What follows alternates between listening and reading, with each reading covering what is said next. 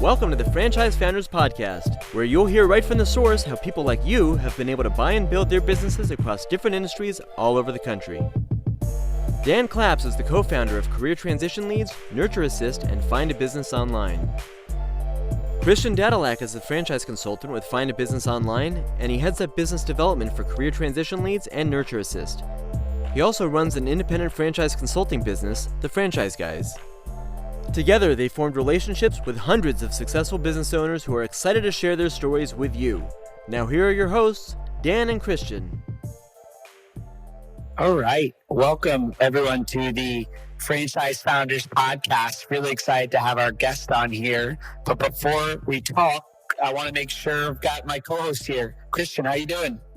Doing awesome today, Dan. Excited to be here. Excited to talk to our awesome guest here today. I think we're going to have a good conversation. Absolutely. Well, we've got our guest, Chris Shaffer of Floor Coverings International. Chris, are you here as well? I am here and excited to talk to you. Excellent. Excellent. Well, we like to start these podcasts with a little bit of background, but instead of being like a corny host where I try to explain your background, could you go ahead and tell us a little bit about you and how you got started with Floor Coverings International? Sure. Yeah. No, my name is Chris Shaffer. I do work for Floor Coverings International on the franchise development side of things. I've been here going on close to 3 years at this point, but I've been in the franchise development world for about a decade. I was actually approached by Floor Coverings International a couple of years ago, and I had a conversation with the CEO of FCI, who's Tom Wood. He helped form CertaPro Painters some 36 years ago. And I remember getting off the phone call with him and really turning to my wife and saying, why am I not working for this guy? Right. And then I looked at what Floor Coverings International is and the vertical that we're talking about. And then I experienced the culture, which is, in my opinion, second to none. And at the end of the day, it really wasn't much of a decision. It was very easy for me to decide to come over to the FCI world. Fantastic. Well, something I like to ask all the guests that come on the podcast is, and I think this is the case for most people that get into franchising, it's the case where you don't necessarily find franchising. Franchising almost finds you. So what's your story? How did you get into franchising? Tell us a little bit more about your background. Sure. I actually used to work as the sports producer for the local Fox affiliate here in Baltimore, Maryland. I had aspirations of being a broadcaster, to be totally honest, and then realized that to get there, they don't pay you a whole heck of a lot, and the hours are really, really bad. So moved over to working with architects, engineers, and contractors and helping them with the design software and large format printing and everything else. And then the recession hit, and so did my service. It got hit pretty hard. So stumbled upon my previous employer, which was educational childcare franchising, and just really fell in love with the idea of folks sort of looking to become their own boss, looking to make money for themselves and not for someone else, to be able to take some of that business life back and bring it back for their family. And 10 years ago, I was introduced to it and I've been hooked ever since. And it's one of the most rewarding things that I've done. I love sitting across from someone and watching them as they realize a dream. I love that. There really is no better place than franchise. You get into business for yourself, but not by yourself. I think it really does help the entrepreneurial spirit, help people to take that first step, especially from, in many cases, the corporate world into their first business. But you got to do it with the right franchisor that provides the right amounts of support. And that's really why I like Floor Coverings International, because you all do provide a tremendous amount of support. So can you tell us a little bit about the brand? I mean, give us like the elevator pitch about Floor Coverings International and really what separates you from a lot of the other home services concepts that are out there. This is a relationship building business. At the end of the day, it just so happens that, there's flooring as the end product, right? I mean, this is an industry where it's colossal. It's a $116 billion industry. There's not one dominant player, right? The top 50 flooring companies in the world, they don't even make up 10% of this $116 billion juggernaut, right? So there's no dominating player. There's opportunity across the board. And what Floor Coverings International wanted to do is, let's cut to the root of this. Who is the consumer? And once we identified that, it was pretty easy to look at this and really just create two disruptors in this industry as we look at it. And the first is that what we know is 80% of the time, the one who makes the decision on the type of floors that you're going to put in, it's typically the woman of the house. It just is. What we know is the industry isn't set up for her. I may enjoy walking to some hardware store and looking at tools and oohing and ahhing all over that. But I know personally, my wife doesn't enjoy doing that. And so, it's full of people with colored aprons that want to tell you what you want instead of asking you what you want. So we've eliminated the retail side, and we created the mobile flooring showroom where we have over 3,200 samples of flooring, and we can bring that to the home and look at it in the light of their own decor and just eliminate that agita, if you will, on the front end. The other aspect of this is when we look at who our consumer is, what we know is that home improvement is not really known for customer service. It just isn't. It's the most complained about consumer service in all of North America. Over 10 million complaints on an annual basis. So we have to consider this consumer and come in with a different aspect, of mindset of building a rapport and a relationship. We're part of a company called First Service Brands, which is publicly traded, FSV on the stock exchange, not to sound too commercially there, but some of our sister companies are CertaPro Painters and Paul Davis Restorations and California Closets and Pillar to Post. We're their growth brand, but what's important is First Service Brand. We recognize if you put service first, if you treat the customer with respect, provide a quality product, do what you say you're going to do, clean up your mess and complete it when you want to, then price doesn't come till much farther down the line. And now we can focus on making sure that we're, as I said, building that rapport. And then thirdly, the third disruptor that we have is, while we aren't the large retailer, what we do have is a relationship with the manufacturers directly. There is no middleman. So we buy directly from some of the largest flooring manufacturers in the world. Our service doesn't require us to be the lowest price. What it typically means is the potential for that margin is much higher. So that's my nutshell of who Floor Coverings International is. Love it. Very well said. And I've placed candidates with Floor Coverings International. It's a fantastic brand. And I think where we're at in the market cycle, it makes sense to really partner up with some mature brands that know what they're doing. There's good support financially. They're strong. Obviously, First Service Brands, publicly traded financially. There's financial strength behind there. But what can you tell us a little bit about the support that Floor Coverings International offers the franchisee? Are you helping out with lead generation? Are you helping out with finding some of their salespeople, obviously without stepping over the lines of certain labor laws and all that? But can you tell us more about the support that you all offer? Yeah, and it's a good point, Christian. So, first and foremost, this isn't necessarily a go knock on the door, cold calling type business, right? We handle the digital marketing for our franchisees in their territory, and our leads are physically appointments. So it's not, hey, Melissa wants you to call her at 10 a.m. It's no, she wants you to come into her home and discuss what type of hardware options she might have on her floors at 10 a.m. And so coupled with the normal support that a franchise would have, a franchisor, we've also created a technology that allows our franchisees to focus on building that rapport and not being worried about whether they have knee pads and a yardstick, right? They can walk through a tablet-based software that will allow them on this appointment that we set for them. We want our franchisees to focus on being a part of the community. We want them to focus on building referrals in the business world and in the repeat business world. And then some of the other typical support is that we obviously have our own coaches that are there to hold your hand throughout this process and walk you through every aspect of your business. If our franchisees have never done a business plan before, we're going to walk them through it. There isn't a portion of their business that we won't understand together, and with the goal of looking at growth in the future. And one of the biggest things that I'm most proud about with Floor Coverings International is the Franchise Business Review ranked us as the highest franchisee culture in the industry. And that's not franchisor to franchisee. It's literally been voted on franchisee to franchisee. The culture we've created is they understand that if you're successful, it only builds up our brand name. So there is a ton of collaboration that goes on between our franchisees and peer groups and mentor groups, as well as the support they get from the franchisor. That's just really the tip of the iceberg, though.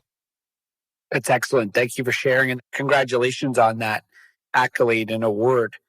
So, it's an interesting stat. I remember you, when we spoke last on the phone, you were educating me that such a large amount of your franchisees are female, and which is such an incredible part of your business that you're able to provide multiple people with different backgrounds with business ownership opportunities.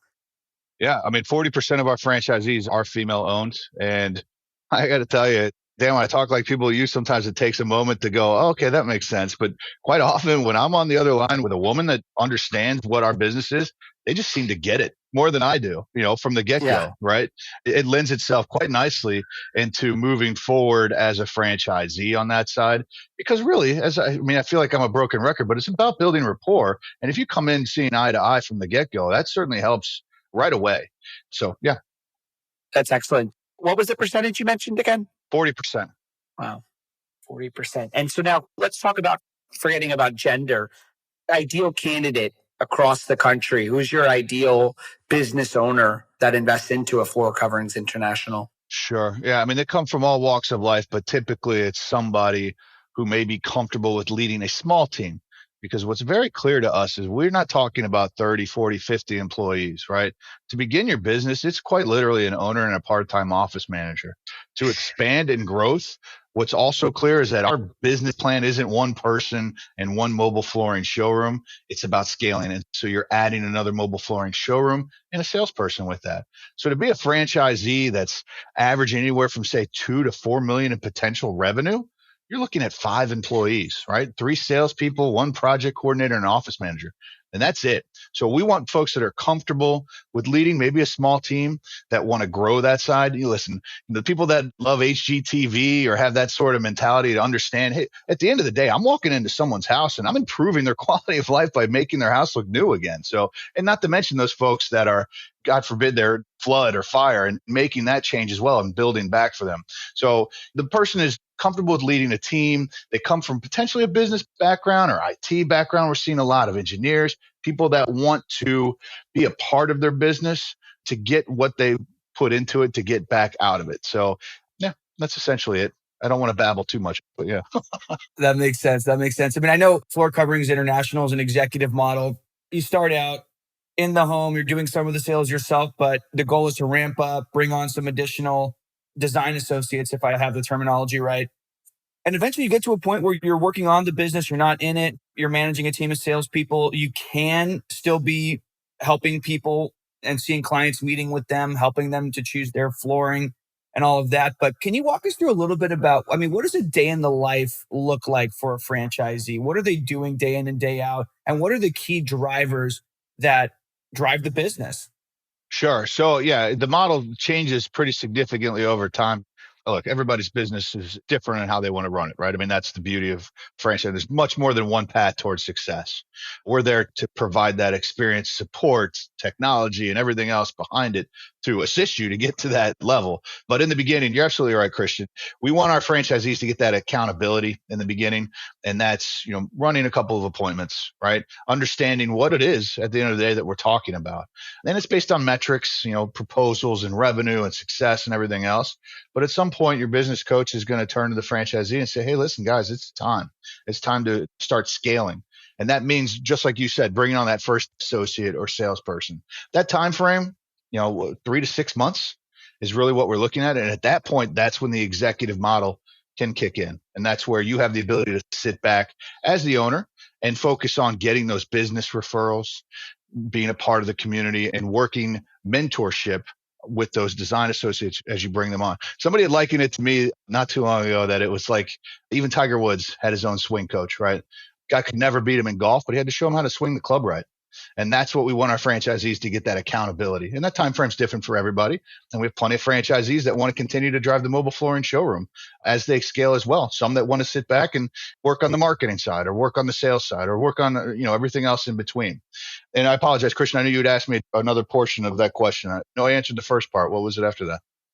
I think you touched on it a little bit, but essentially it was, what are some of the key drivers for the business? What are the KPIs that you teach franchisees to look at in order to drive their revenue forward, in order to continue to build their business and scale it from starting from scratch, essentially, to really being a thriving, booming business? Sure. Some of those main key performance indicators are really just, number one is, at the end of the day, it's success rate, right? Our franchisees across the board have a 45% success rate based on appointments that they attend. So, ultimately 10 appointments, they're getting close to 5 sales. And that's straight out of our franchise disclosure document. Now, the other key performance indicator in there is also the margin, right? The gross margin. I will tell you that our average gross margin for our franchisees is 45% gross margin as well. And that includes the labor and materials. So once you start getting into what it really comes down to is, look, we're doing the digital marketing for you. We want appointments run. We want you to run some appointments, our franchisees, and we want them to create proposals. And that's what our technology allows. The more proposals you get, the more experience you get, the more revenues generated, the more the growth there is on that end. Makes sense. So you guys provide a tremendous amount of support, which is obviously hugely desirable.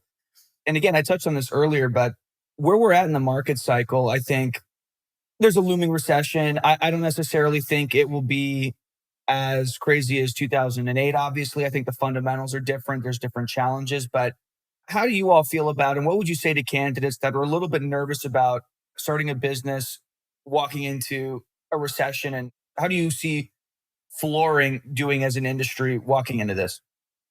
And it's an excellent point. So here's what we know, right? There's 800,000 homes for sale in the United States. There are 5 million people looking for homes. We have a generation right now that is buying existing homes. And one of the first things they do when they move in is they put in new floors, right? And then we have folks like me and probably a lot of other people where, yeah, look, I have a ton of equity in my house and I could sell it, but then what? Where do I go, right? I have to buy the same house for more money down the line. So now how do I make my house look new? And that means putting in floors, right? And then thirdly, as far as I know, when they start building more homes and catching up, those homes have floors in them as well. So, when you start looking at it and say, well, the price is too much to move forward. Well, let's work on our own house. Let's improve there. Right. And so we're not seeing a dip. We see growth. Right. Last year was phenomenal in terms of growth. And I think it took everybody surprised how the home improvement industry took off. If we take out last year, which was a record growth year, and put this year into it, this would be the record growth year. This would be the crazy growth. But last year was even more beyond that. The other portion of this is the inflation, which I think you kind of touched on. As our job size, the price increases, our margins stay the same. If you ask our franchisees how they feel about inflation, they say bring it on, because the margins don't change. The job gets larger. Absolutely. Absolutely. Great points. Chris, really appreciate you coming on the podcast here today. Thanks so much for tuning into the Franchise Founders Podcast.